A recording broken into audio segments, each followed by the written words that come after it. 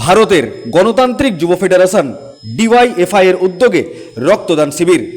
স্থান চুনাখালী পার্ক ময়দান। অত্র এলাকার বিশিষ্ট সমাজসেবী বিপ্লব মণ্ডল তিনি বলেন, রক্ত কৃত্রিমভাবে তৈরি করা যায় না, শুধুমাত্র একজন মানুষই পারে আরেকজন মানুষের রক্ত দিয়ে জীবন বাঁচাতে। তাই আসুন আমরা জনকল্যাণে জনগণের সুবিধার্থে রক্তদান করি, কারণ কয়েক ফোঁটা রক্ত কারো জীবনে খুশি এনে দিতে পারে।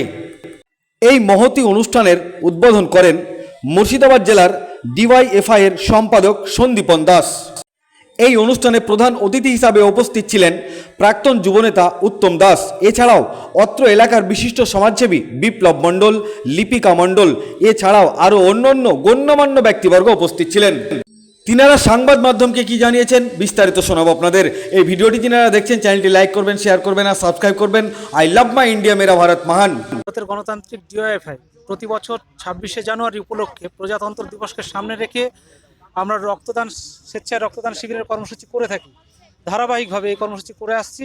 এবারে আমাদের অতিরিক্ত ছিল বৃক্ষরোপণ কর্মসূচি এবং বৃক্ষ বিতরণ এবং বিনামূল্যে স্বাস্থ্য পরীক্ষা এখনও চলছে। সেই ক্যাম্প রক্তদান শিবিরের কর্মসূচি ইতিমধ্যেই সমাপ্তি ঘটেছে।